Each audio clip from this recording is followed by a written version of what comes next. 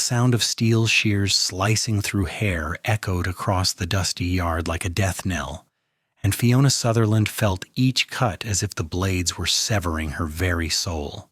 It was August of 1878 in Fort Worth, Texas, and the sun beat down mercilessly on the wooden porch where her stepmother, Constance, held her by the neck with one hand, while the other worked those cruel shears. Fiona's father had been dead only 3 months, buried after a horse-riding accident that left his new wife in control of everything he owned: the ranch, the cattle, the house, and his 19-year-old daughter who had become nothing more than an inconvenience. "You think you are so beautiful, do not you?" Constance hissed, her breath hot against Fiona's ear. "Walking around here like you own the place, like you are better than me. Let us see how proud you are now." Fiona's auburn hair, which had fallen to her waist that morning, now lay in heaps around her feet. She could feel the summer air touching her scalp, in places it never had before, feel the uneven patches where Constance had hacked rather than cut.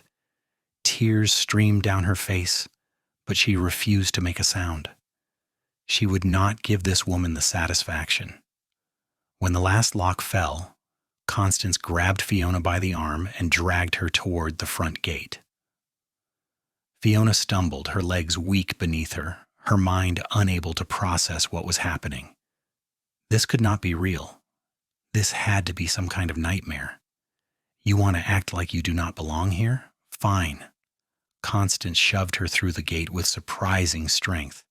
"Do not come back. This is my house now, and I will not have you poisoning it with your presence." Fiona fell to her knees in the dirt road, her hands instinctively going to her head. The stubble there felt foreign, wrong.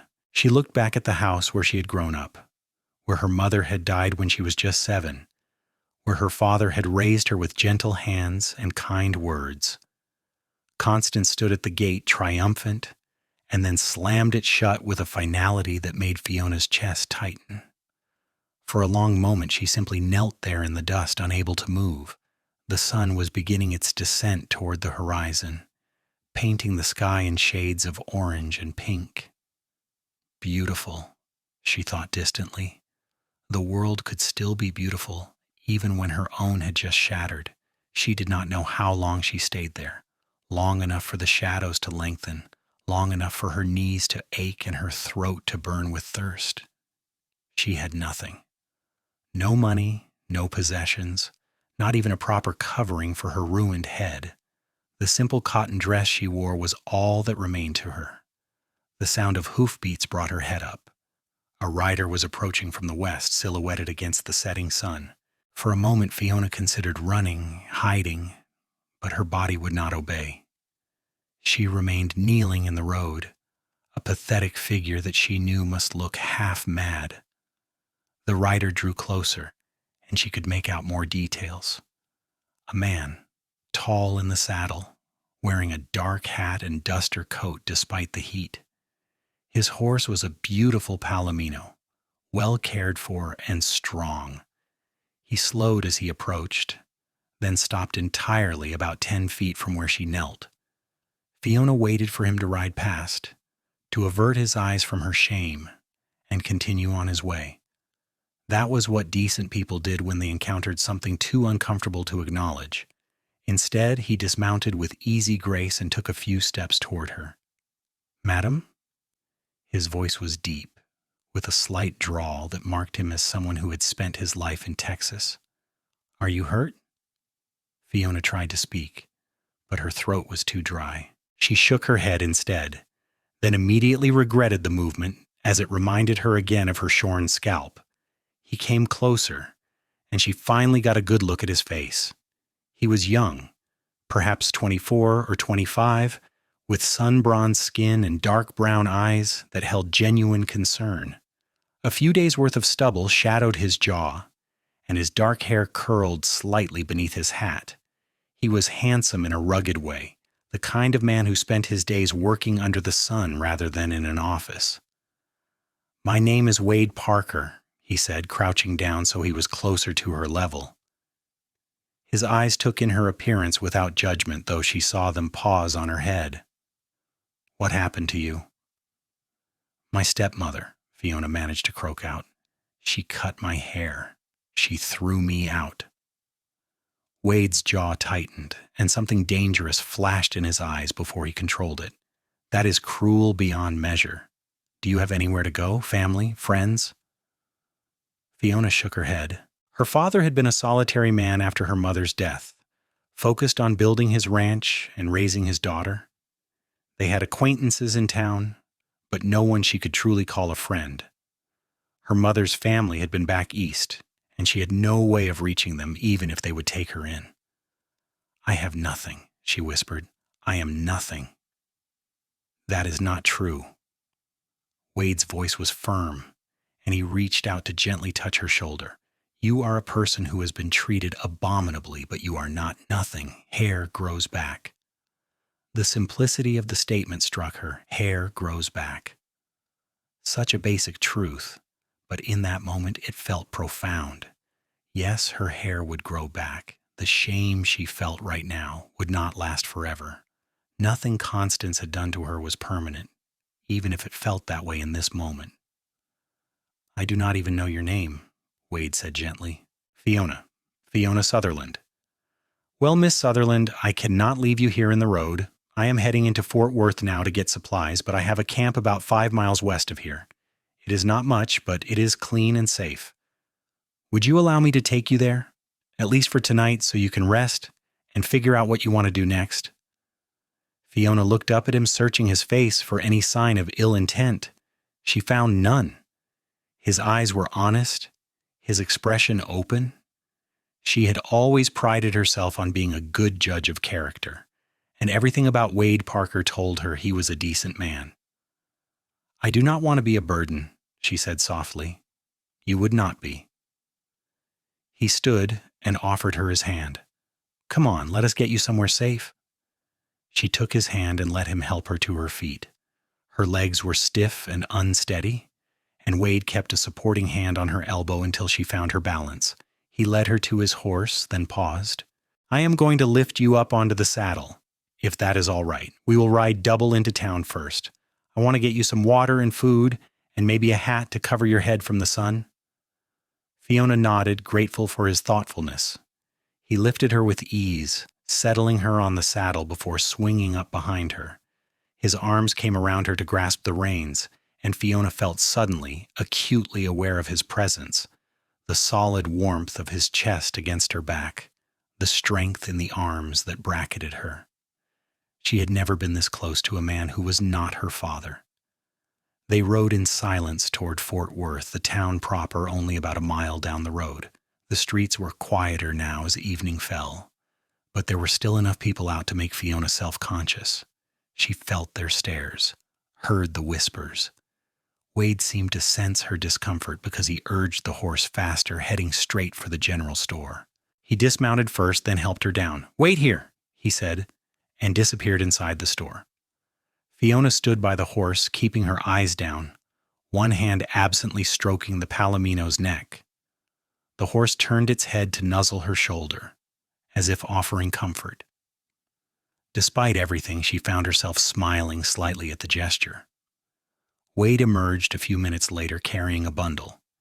He handed her a canteen first, and she drank gratefully, the water soothing her parched throat. Then he pulled out a wide-brimmed hat, simple but sturdy, and settled it gently on her head. "There," he said. "That is better. I also got some food for later, and this." He held up a soft bandana. "If you want, you can tie this around your head under the hat. Might make you feel a bit more comfortable." Tears pricked at Fiona's eyes again, but this time they were not tears of shame or fear. They were tears of gratitude for this stranger's kindness. She took the bandana with trembling fingers and tied it carefully around her head, covering the worst of the damage Constance had done. "Thank you," she managed. "I do not know how I can ever repay you." "No need for repayment," Wade said easily. "Just doing what is right. Now let us get you to camp before it gets full dark." They rode west out of Fort Worth, following a trail that wound through scrubland dotted with mesquite and prickly pear. The sun had fully set by the time they reached Wade's camp, but a 3/4 moon provided enough light to see by. His camp was simple but well organized, consisting of a tent, a fire pit, and a wagon that likely held his supplies. Wade helped her down from the horse and led her to sit on a log near the fire pit. Within minutes, he had a small fire going and was heating up beans and bacon in a pan. The smell made Fiona's stomach growl, reminding her that she had not eaten since breakfast. "I apologize for the basic fare," Wade said as he handed her a plate. "I'm not much of a cook, but it will fill your belly." "It smells wonderful," Fiona said honestly. She ate slowly, savoring each bite while Wade tended to his horse, and then made his own plate. He sat across from her, the fire between them casting dancing shadows across his features. For a while they ate in comfortable silence, the only sounds the crackling of the fire and the distant call of a coyote. "Can I ask what happened?" Wade finally said. "You do not have to tell me if you do not want to, but sometimes it helps to talk about it." Fiona set down her empty plate and wrapped her arms around herself, even though the night was warm. "My father died 3 months ago," she began. "He fell from his horse and broke his neck. It was quick, at least. He did not suffer." Wade made a sympathetic sound, but did not interrupt. "He had married my stepmother Constance only 6 months before that. I think he was lonely after my mother died. She seemed kind enough at first, or at least I thought so, but after he was gone, she changed. Or maybe she had always been that way, and she was just hiding it." Fiona took a shaky breath. "She started treating me like a servant in my own home. I did not mind the work truly. I was used to helping run the ranch. But she was cruel about it, always finding fault, always criticizing. Today, I broke a plate while washing dishes. It was an accident. But she flew into a rage. She said I was useless, that I was ugly, that no man would ever want me. Then she grabbed the shears." Her hand went unconsciously to her head again. "She said she was going to show me what I really was. She cut my hair while I begged her to stop. And then she threw me out. Told me never to come back. That ranch is legally yours, is not it?" Wade's voice was tight with anger. "Your father's property should go to his blood kin."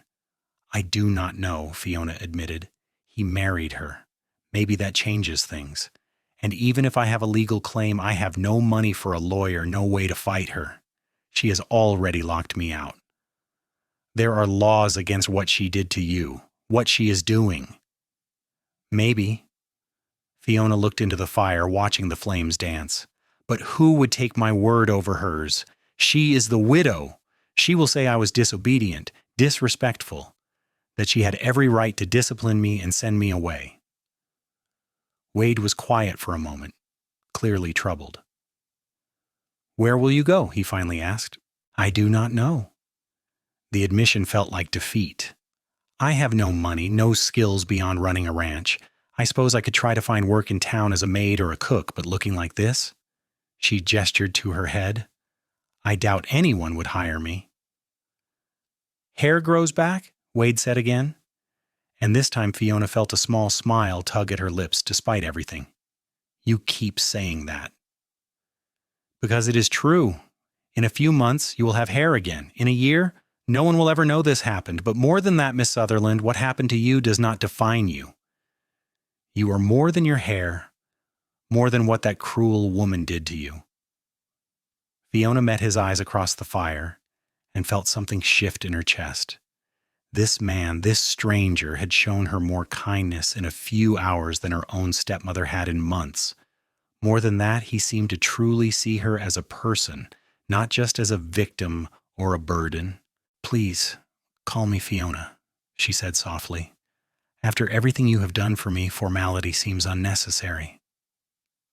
"Fiona," Wade said, and she liked the way her name sounded in his deep voice. "You can stay here as long as you need to. I know it is not proper, you being here alone with me, but I give you my word that you are safe. I will not lay a hand on you except to help." "I believe you," Fiona said, and she did. "But I cannot impose on you indefinitely. You must have your own life, your own plans." Wade shrugged. "I am a ranch hand, moving from job to job. Right now, I am between positions, which is why I'm camped out here instead of in a bunkhouse somewhere. In a few days, I start work on a ranch about 20 miles northwest of here. Big spread, lots of cattle. The owner is a fair man, pays decent wages." He paused, seeming to consider something. "They are always looking for help at the ranch house, cooking, cleaning, that sort of thing. If you wanted, I could talk to the owner's wife, see if she might have a position for you. It would give you a place to stay, money of your own, time to figure out your next step." Hope flared in Fiona's chest. "You would do that for me?" "Why would not I?" Wade's expression was genuinely puzzled. "You need help, and I'm in a position to offer it. That is what decent people do for each other." If only more people thought that way, Fiona reflected. "I would be grateful for anything you could arrange. I am a hard worker, I promise you that. I can cook and clean, and I know how to handle ranch accounts and records if needed." "Then it is settled," Wade said with a decisive nod. "We will stay here for a couple of days while you rest and recover your strength. Then we will head to the Parker Ranch together." "Parker Ranch? Is it your family's land?" Wade smiled a bit sheepishly. "My uncle's, actually. Robert Parker. He and my Aunt Clara have been running it for about 15 years now. I was named after him, actually. Wade Robert Parker, though I have always just gone by Wade. I worked there for a while when I was younger, but I wanted to see more of Texas, learn from different ranchers. I have been working around the state for the past 6 years, but Uncle Robert wrote asking me to come back and work as his foreman. The man who was doing the job is retiring." "That sounds like a wonderful opportunity." "It is," Wade agreed. "And Aunt Clara is one of the kindest women you will ever meet. I know she will take to you. She always wanted daughters, but they only ever had sons. 4 of them, all grown and working the ranch now." They talked late into the night, the conversation flowing easily despite the strangeness of the circumstances. Wade told her about his life, about growing up on a small ranch in southern Texas before his parents died of fever when he was 15. His uncle had taken him in, raised him alongside his own sons, taught him everything about cattle and horses and the land. Fiona found herself sharing things she had not spoken of in years. Her mother's death, how she had tried to fill that void by being the perfect daughter for her father. Her love of books, which her stepmother had mocked. Her dreams of one day having a family of her own, children she could love and protect. "You will have that," Wade said with certainty. "You are young, Fiona. You have your whole life ahead of you. This is just a rough patch, but you will get through it." When they finally settled down to sleep, Wade insisted she take the tent while he rolled out his bedroll by the fire. Fiona protested, but he was adamant, and she was too exhausted to argue much. She crawled into the tent, which smelled of canvas and leather and something distinctly masculine that she found oddly comforting. Despite her exhaustion, sleep was slow to come. She kept replaying the day's events, feeling again the humiliation and fear. But then she would remember Wade's words, "Hair grows back." Such a simple statement, but it had become a kind of lifeline. Yes, her hair would grow back. Her life would not end because of what Constance had done. She would survive this, and maybe, with Wade's help, she would even find a way to thrive. The next morning, Fiona woke to the smell of coffee and bacon. She emerged from the tent to find Wade already up and dressed, tending the fire. The sun was just beginning to rise, painting the sky in shades of pink and gold. "Morning," Wade said with a warm smile. "Coffee? Please." Fiona accepted the cup gratefully, wrapping her hands around it even though the morning was already warm. There was something comforting about the ritual of morning coffee. They fell into an easy routine over the next 2 days. Wade would ride into Fort Worth each day to get supplies and check if there was any mail or news while Fiona stayed at the camp, resting and trying to process everything that had happened. In the evenings, they would cook together and talk, sharing stories and slowly getting to know each other. Fiona found herself looking forward to Wade's return each day with an eagerness that surprised her. She would watch the trail, her heart lifting when she spotted his familiar silhouette on horseback. He always had something to share with her, a bit of news from town, a small treat he had picked up at the store. Once he brought her a small hand mirror. "I thought you might want to see," he said gently. "It is not as bad as you think." Fiona had been afraid to look, but she forced herself to take the mirror and study her reflection. Her hair was indeed uneven and patchy, but it was not as awful as she had imagined. Already, in just a few days, she could see a bit of growth. And more importantly, when she looked at her face, she saw something in her eyes that had not been there before. A kind of strength, maybe, or determination. "Hair grows back," she said softly, and Wade's answering smile made her feel warm all over. On the third morning, they packed up the camp and began the journey to Parker Ranch. Fiona rode behind Wade on his horse, her arms loosely around his waist. She had grown accustomed to the closeness over the past few days, though she still felt a flutter in her stomach whenever she was pressed against him like this. The journey took most of the day, crossing open prairie land that seemed to stretch endlessly under the big Texas sky. Wade pointed out landmarks, told her about the area, keeping up a steady stream of conversation that made the miles pass more quickly. They stopped at midday to rest the horse and eat the lunch Wade had packed, sitting in the shade of a lone cottonwood tree. "Are you nervous?" Wade asked as they prepared to continue the journey. "A little," Fiona admitted. "What if your aunt does not like me? What if she does not want to hire me?" "She will like you," Wade said with confidence. "How could she not? You are kind, hardworking, and brave. That business with your stepmother would have broken a lesser person, but here you are ready to start fresh." "I am not brave," Fiona protested. "I am terrified." "Bravery is not the absence of fear," Wade said. "It is moving forward despite the fear, and that is exactly what you are doing." They reached Parker Ranch in the late afternoon. Fiona's first glimpse of the place took her breath away. The main house was a sprawling structure of wood and stone, clearly built over years as the family prospered. There were several outbuildings, a large barn, and extensive corrals where cattle and horses grazed. In the distance, she could see the bunkhouse where the ranch hands would stay. Wade rode directly to the main house and dismounted, helping Fiona down. Before they could even reach the porch, the front door flew open and a woman emerged. She was in her early 50s with graying blonde hair pulled back in a practical bun and a warm, open face. "Wade!" she called out, hurrying down the steps. "We were not expecting you for another day or two." "Aunt Clara," Wade said warmly, embracing the woman, "I apologize for arriving early. I have someone with me who needs help." Clara turned her attention to Fiona, her sharp eyes taking in the hat, the worn dress, the uncertainty in Fiona's posture. But there was no judgment in her gaze, only concern. "My dear," she said gently, "what has happened to you?" Wade quickly explained the situation, his voice tight with anger as he described what Constance had done. Clara's expression grew increasingly horrified, and when Wade finished, she immediately stepped forward and took Fiona's hands in hers. "You poor child," she said. "What that woman did was unconscionable. Of course you will stay here. Wade, take her bags to the guest room. Fiona, come with me. Let us get you settled." "I do not want charity," Fiona said quickly. "Wade mentioned you might have work. I am willing to earn my keep." Clara smiled. "I like you already. Yes, I could certainly use help around the house. My sons are wonderful, but they are cowboys through and through.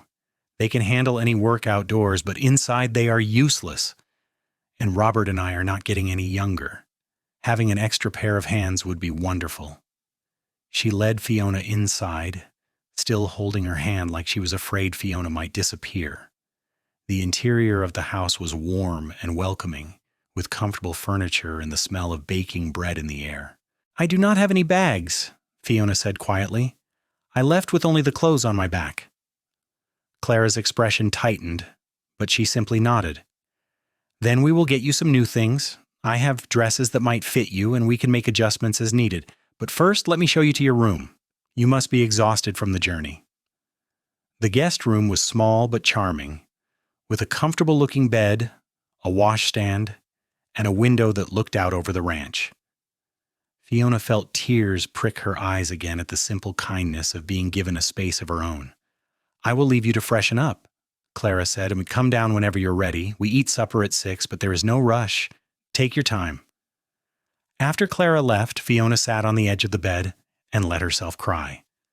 Not tears of sorrow this time, but tears of relief. She had been so afraid, so uncertain about her future. But Wade had found her in the road and said, "Hair grows back." And now here she was, in a safe place with kind people who were willing to help her. That evening, Fiona met the rest of the Parker family. Robert was a tall, weathered man in his late 50s with kind eyes and a firm handshake. The four Parker sons ranged in age from 21 to 28, all of them big, sturdy men who clearly spent their days working hard. They were polite to Fiona, if a bit awkward, clearly unsure how to interact with a young woman who had suffered such treatment. Wade, she noticed, stayed close to her during dinner, making sure she was comfortable and included in the conversation. He explained things when she looked confused and gently deflected when his cousin's questions became too personal. Fiona found herself grateful for his presence, for the way he seemed to instinctively know when she needed support. Over the following weeks, Fiona settled into life at Parker Ranch. She worked alongside Clara in the house, cooking and cleaning and managing the household accounts. Clara was a patient teacher, showing Fiona how she liked things done but always encouraging her to add her own touches. The work was hard but satisfying, and Fiona found herself thriving in the structured environment. More than that, she found herself becoming genuinely fond of Clara, who treated her not as a servant, but as something closer to a daughter. They would often sit together in the evening, sewing or reading, talking about everything and nothing. But it was Wade that Fiona found herself thinking about most. As foreman, he was busy from dawn until dusk, managing the ranch hands and overseeing the cattle operation. But he always made time to check on Fiona, to ask how her day was, to make sure she was settling in all right. Their friendship deepened as the weeks passed. On Sunday afternoons when work was lighter, Wade would often take Fiona riding, showing her the extent of the ranch and the beauty of the surrounding country. They would talk for hours, their conversation flowing as easily as it had those first nights at his camp. Fiona found herself noticing things about Wade she had not paid attention to before. The way his eyes crinkled when he smiled, the strength in his hands as he handled the horses, the gentle way he spoke to the animals, patient and kind. More than that, she noticed the way he treated everyone around him with respect, from his uncle to the newest ranch hand. He was a good man, through and through, and Fiona felt her heart beginning to open to him in ways that both thrilled and terrified her. She tried to tell herself it was just gratitude. He had saved her, helped her, given her a new life. Of course she felt warmly toward him, but she knew it was more than that. She noticed the way her pulse quickened when he entered a room, the way she found excuses to be near him, the way she lay awake at night thinking about his smile, his voice, the feeling of safety she had when he was near. It was Clara who finally addressed it about 2 months after Fiona's arrival. They were in the kitchen preparing bread for baking when Clara said casually, "Wade has feelings for you, you know." Fiona nearly dropped the dough she was kneading. "What?" Clara smiled knowingly. "I have known that boy since he was 15 years old. I have seen him with plenty of young women over the years, but I have never seen him look at anyone the way he looks at you, like you are something precious that he is afraid to break." "I think you are mistaken," Fiona said, but her heart was pounding. "I am not," Clara said firmly, "and unless I am very much mistaken, you have feelings for him as well." Fiona was silent for a moment, then sighed. "Even if I did, it would not matter. I have nothing to offer him, no money, no family, no prospects. I am damaged goods, Clara, a woman whose own stepmother found her so worthless that she threw her away." Clara set down her rolling pin and came around the table to take Fiona's floury hands in hers. "Now you listen to me, Fiona Sutherland. You are not damaged. You are not worthless. What was done to you was cruel and wrong, but it does not define you. These past 2 months I have watched you work harder than anyone I have ever employed. I have seen your kindness, your intelligence, your strength. Any man would be lucky to have you. But my hair," Fiona said, her hand going unconsciously to her head. Her hair had grown back some, about 2 inches now, but it was still short and uneven. "Hair grows back," Clara said, and Fiona could not help but smile at the echo of Wade's words. Besides, Wade has seen you with short hair from the beginning. If he has feelings for you, and I know he does, then he clearly does not care about that. That evening, Fiona found Wade in the barn, checking on a mare that was due to foal soon. He looked up when she entered, his face breaking into a smile that made her stomach flip. "Hey," he said, "how was your day?" "Good," Fiona said, moving closer. "Clara and I made bread. She says I'm finally getting the hang of it." "I am sure it will be delicious." Wade turned back to the mare, running his hand along her swollen belly. "This girl should give birth any day now. I am hoping for a healthy foal. She has got good bloodlines." They stood in comfortable silence for a moment, the barn quiet except for the occasional snort from one of the horses. Fiona gathered her courage, knowing she needed to say something before she lost her nerve. "Wade, can I ask you something?" "Anything," he said, looking at her with those steady brown eyes. "Why did you help me?" "That day on the road, you could have ridden past. Most people would have, but you stopped. You took me in. You brought me here and gave me a chance at a new life. Why?" Wade was quiet for a long moment, clearly considering his answer. "At first," he finally said, "it was just because it was the right thing to do. I saw someone in trouble and I could not just leave you there, but then I got to know you, Fiona. I saw how strong you were, how brave, even when you were terrified. I saw your kindness and your intelligence, and somewhere along the way, helping you stopped being about doing the right thing and started being about wanting to be near you." Fiona's breath caught. "Wade?" He turned to face her fully, taking a step closer. "I know this might not be proper, me saying this. You have been through so much, and you are just getting back on your feet. But I cannot keep pretending I do not have feelings for you. I think about you constantly. Fiona, when I am out working, I am counting the hours until I can see you again. When I am talking to you, I am memorizing every word, every smile. You have become the best part of my days." "I feel the same way," Fiona admitted, her voice barely above a whisper. "I tried to tell myself it was just gratitude, but it is more than that. So much more. Wade, you make me feel safe and valued and seen in a way I have never felt before. When I am with you, I can almost forget what happened. I can just be myself." Wade reached out slowly, giving her time to pull away if she wanted to, and gently cupped her face in his hands. His thumbs brushed across her cheeks, his touch infinitely tender. "You are beautiful," he said softly. "Your hair, long or short, does not change that. What makes you beautiful is here." He touched her chest, over her heart. "Your courage, your kindness, your strength. That is what I fell in love with." "You love me?" Fiona's voice was thick with emotion. "I love you," Wade confirmed. "I think I started falling for you that first night at my camp, when you looked at me over the fire and smiled despite everything that had happened to you. I have been falling ever since." "I love you too," Fiona said, and saying the words felt like flying. "I love you so much it scares me." Wade smiled, and then slowly, carefully, he leaned down and kissed her. It was gentle and sweet, a question and an answer all at once. Fiona's hands came up to rest on his chest, feeling the steady beat of his heart beneath her palms. The kiss deepened, and Fiona felt something inside her come alive, something she had thought Constance had killed when she cut away her hair and threw her out. Hope, joy, the belief that she could have a future filled with love and happiness. When they finally pulled apart, both breathing hard, Wade rested his forehead against hers. "Will you let me court you properly?" he asked. "I know we have been spending time together, but I want to do this right. I want everyone to know that you are mine and I am yours."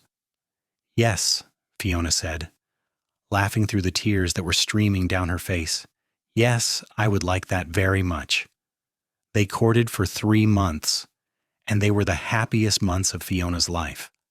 Wade was an attentive and romantic suitor, bringing her wildflowers he picked on his rides, taking her on picnics by the creek that ran through the property, teaching her to ride her own horse so they could explore together. The entire Parker family watched their courtship with approval and affection. Clara, in particular, seemed delighted, often conspiring to give them time alone together.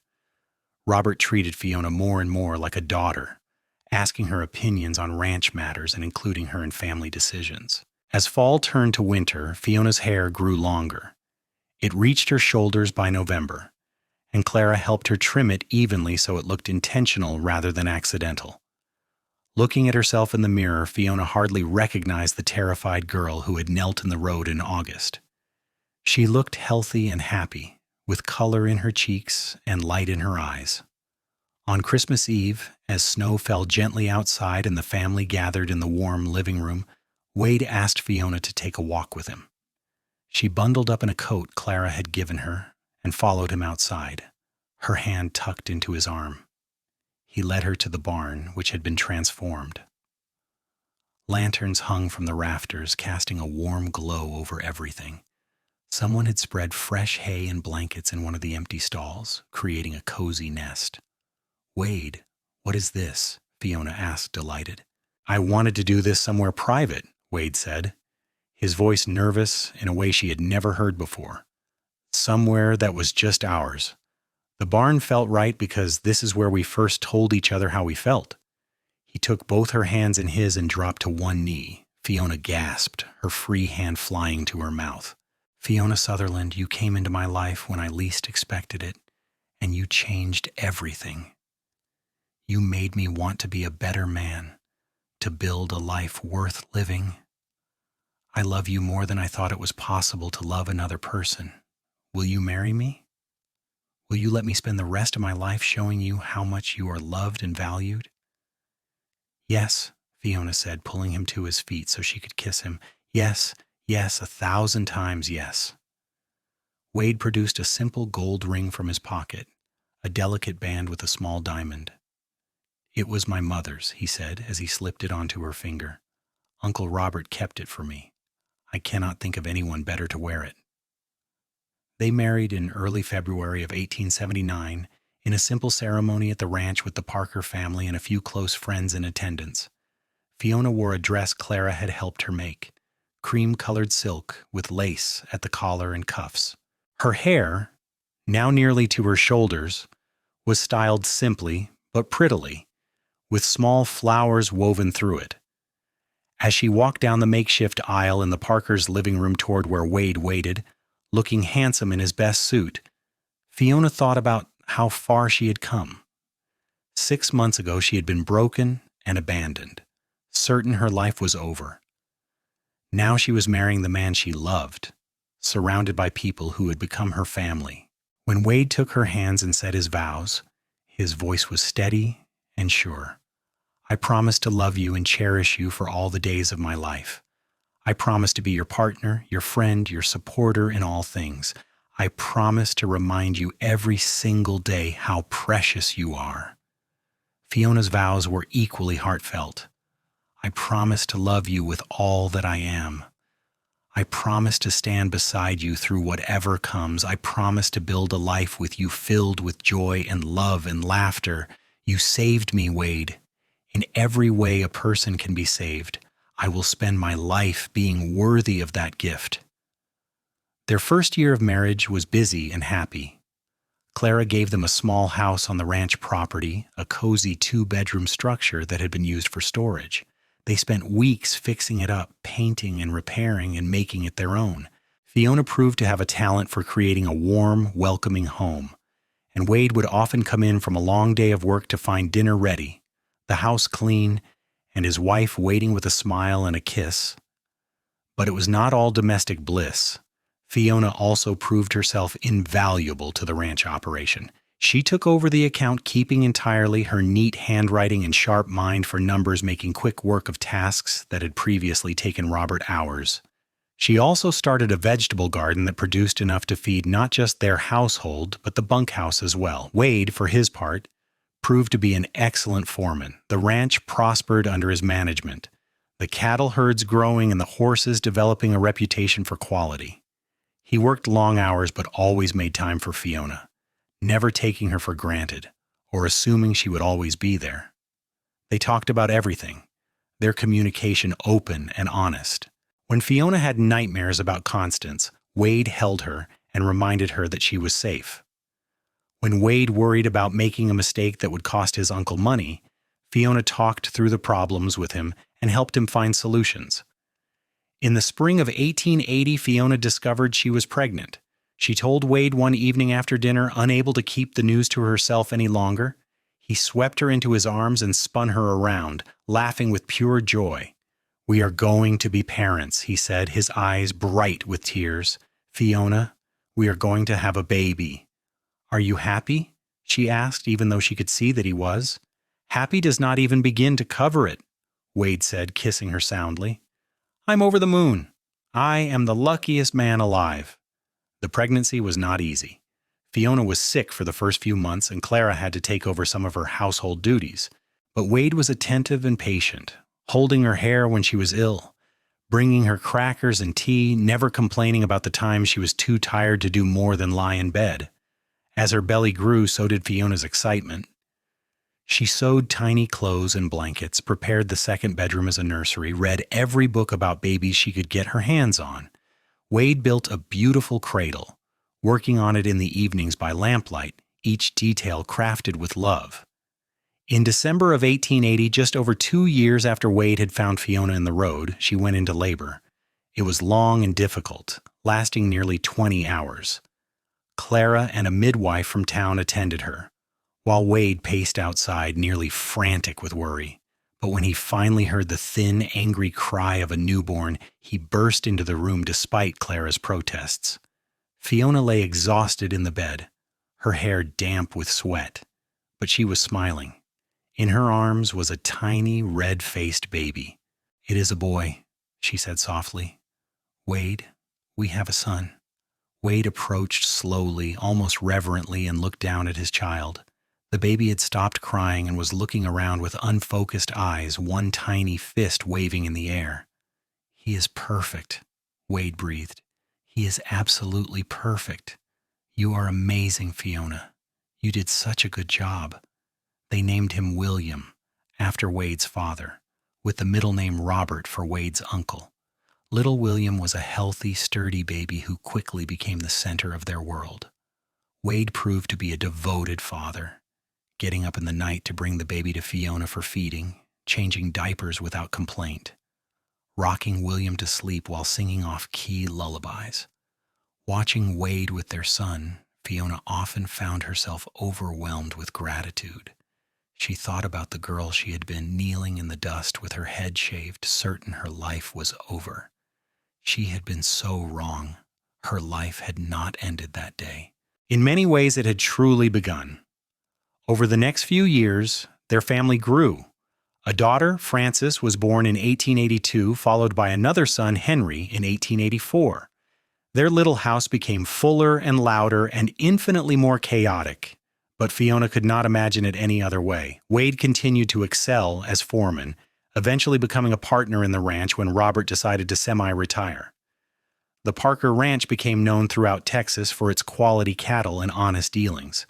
Fiona managed the business side of things, her sharp mind for numbers ensuring they stayed profitable even in tough years. Clara remained a constant presence in their lives, doting on her grandnieces and grandnephews, always ready with advice or help when needed. She and Fiona had grown as close as any mother and daughter, and Fiona often thanked God for bringing her into this family. One day in the spring of 1885, nearly 7 years after that terrible day with Constance, Fiona was in town with Clara picking up supplies when she saw a familiar face. Her stepmother, looking older and harder than Fiona remembered, was coming out of the general store. Constance's eyes widened when she saw Fiona, taking in her well-made dress, her long, lustrous hair, the confident way she carried herself. For just a moment, Fiona saw fear flash across the older woman's face. Fiona felt Clara's hand on her arm, a silent offer of support. She took a deep breath, squared her shoulders, and walked directly up to Constance. "Hello," she said calmly. "I'm not sure if you remember me. I am Fiona Parker now." Constance's mouth opened and closed, but no sound came out. She looked like she wanted to run but could not make her feet move. "I just wanted to thank you," Fiona continued, her voice even. What you did to me 7 years ago was cruel and wrong. It hurt me deeply, but it also led me to the life I have now, a life I love with a man I adore, and children who are my greatest joy. So thank you, Constance. Thank you for throwing me out, because if you had not, I might never have found my real family. She turned and walked away, not waiting for a response. Clara squeezed her arm proudly, and they continued their shopping as if nothing had happened. Fiona did not look back. Constance was her past, and her past had no power over her anymore. That evening she told Wade about the encounter. They were sitting on their porch, watching their 3 children play in the yard as the sun set. William, now 4, was showing his younger sister how to catch fireflies. Baby Henry was crawling in the grass, investigating everything with chubby, curious hands. How do you feel? Wade asked, his arm around her shoulders. Free, Fiona said honestly. I saw her, and I felt nothing. No anger, no fear, nothing. She is just a sad, cruel woman who does not matter to me anymore. I am proud of you, Wade said, kissing her temple. You have come so far.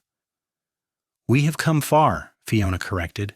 None of this would have been possible without you. You found me at my lowest point and told me that hair grows back. Such simple words, but they saved me. You saved yourself, Wade said firmly. I just gave you a hand up.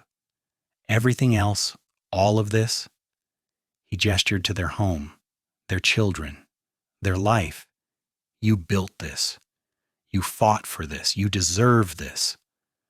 Fiona leaned into his embrace, watching her children laugh and play, and felt a peace settle over her that she had never quite experienced before.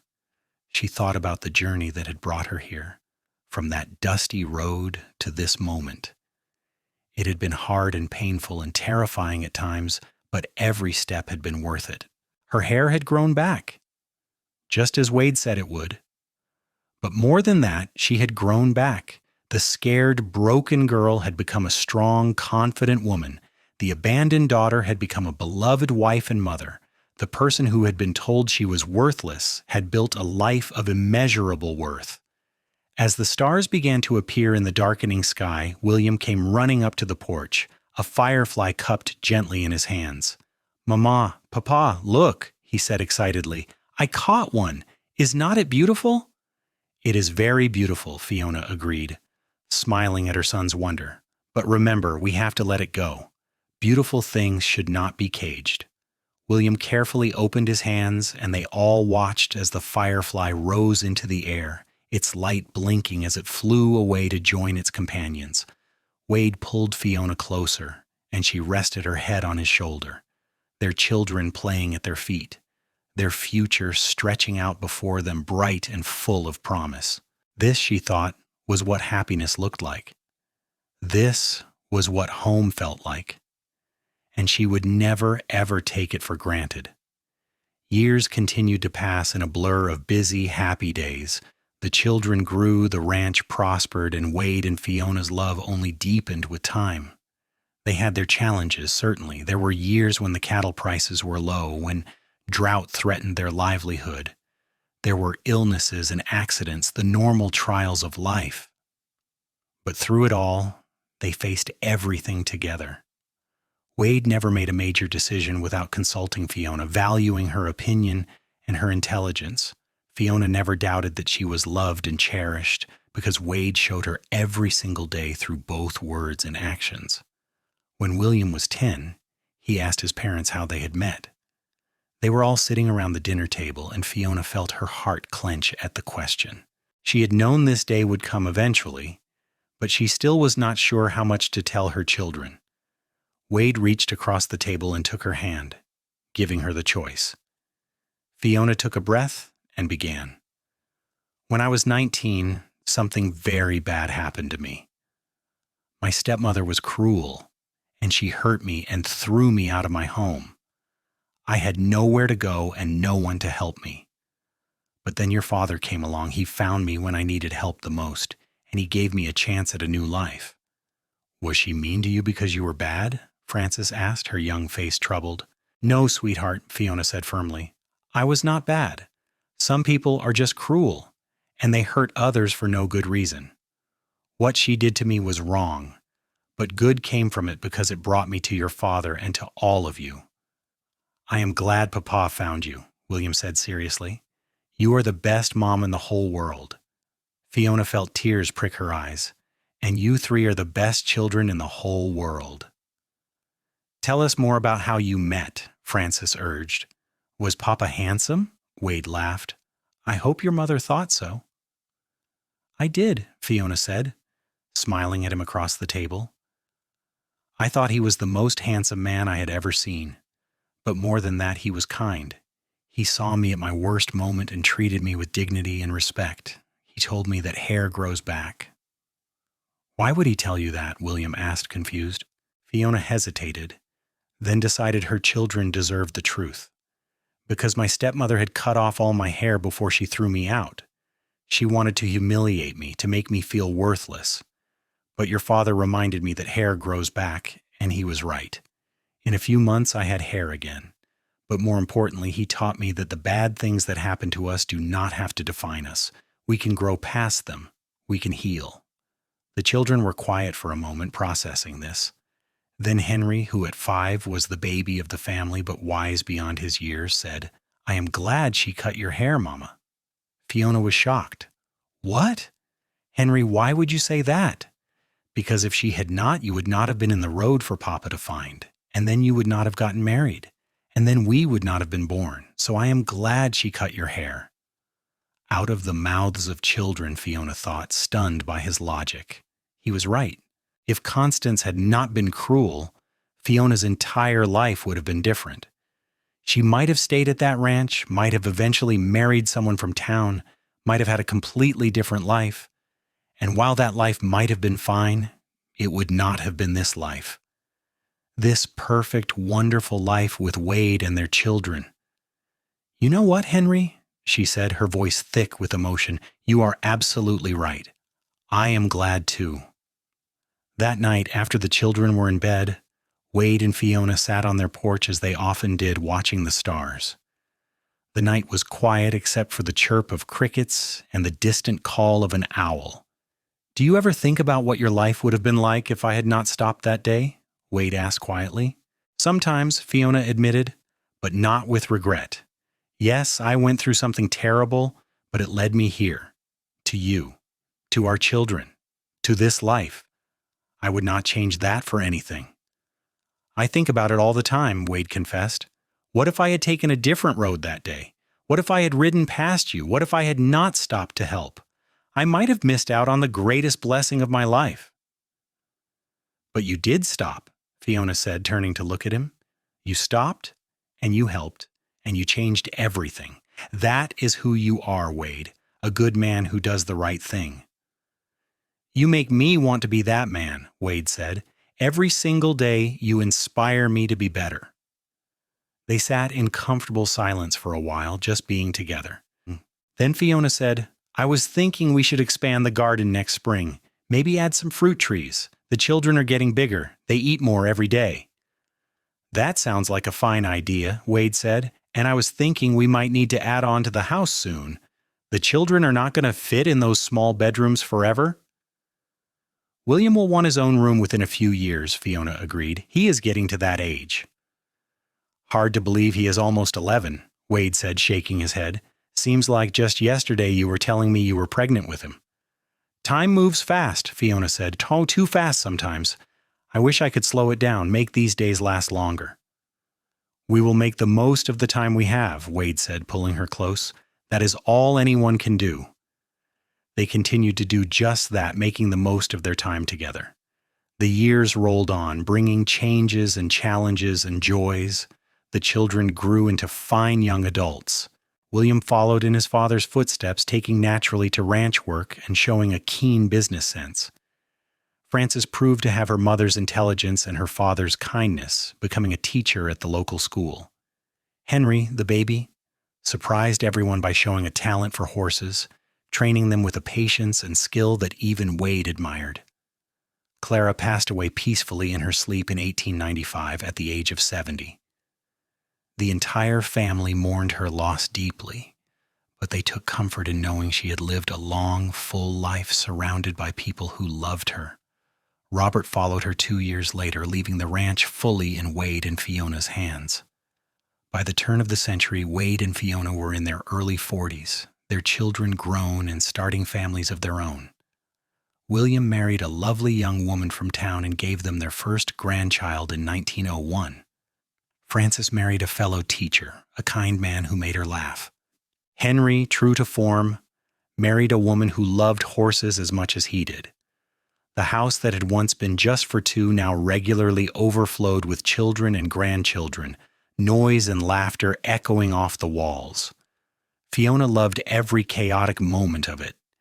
This, she thought, every time she watched her family gathered together, this was what she had always wanted. This sense of belonging, of being loved, of being part of something bigger than herself. One evening in the spring of 1905, Wade and Fiona took a ride together, just the two of them. They rode to a hill that overlooked the ranch, dismounting to stand at the edge and watch the sunset paint the sky in brilliant colors. "Do you remember the first time we came here together?" Wade asked. "It was just after we were married." "I remember," Fiona said. "You brought me here and told me that this was all ours now, that we were building a life together." "I meant every word," Wade said. "And look at what we have built, Fiona. 3 wonderful children, 7 grandchildren and counting, a successful ranch, a community that respects us. But more than any of that, we have each other. After all these years, I still love you as much as I did that first night when I saw you smile across the campfire." "I love you too," Fiona said, tears streaming down her face. They were happy tears, though. "You gave me everything, Wade. You gave me hope when I had none. You gave me love when I thought I was unlovable. You gave me a family and a home and a life beyond my wildest dreams." "You gave me just as much," Wade insisted. "You gave me purpose and partnership. You made me a better man. Everything good in my life came from the day I found you in that road." Fiona looked out over the ranch, at the life they had built together, and felt a profound sense of gratitude wash over her. Her hair, which had grown back long and lustrous all those years ago, was now threaded with silver. Wade's dark hair had gone gray, and lines creased his face from years of working in the sun. They were not the young, uncertain people they had been when they first met.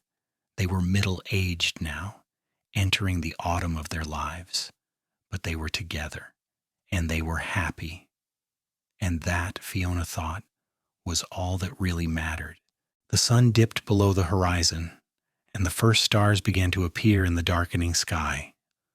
Wade took Fiona's hand, and they stood there together, 2 people who had found each other against all odds and built something beautiful from the ashes of tragedy. "Hair grows back," Fiona said softly, and Wade smiled, understanding what she meant. Yes, hair grew back. But more than that, people grew back. Hearts healed, lives rebuilt. The terrible things that happened did not have to be the end of the story. They could be instead the beginning of something better. As they rode back to the house, where their family waited, where dinner would be ready and grandchildren would clamor for attention, Fiona felt nothing but contentment. Her stepmother had shaved her head and thrown her outside, thinking to destroy her. Instead, she had unknowingly set Fiona on the path to everything she had ever wanted. The cowboy had found her and said, "Hair grows back." And he had been right about so much more than just hair. Everything grew back. Everything healed. Everything was possible when you had love and hope and the determination to keep moving forward.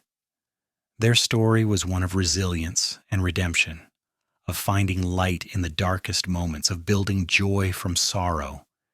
And as Fiona rode beside her husband toward home, toward family, toward all the years they still had ahead of them, she knew that she would not change a single moment of the journey that had brought her here. This was her life, hard won, deeply cherished and absolutely perfect.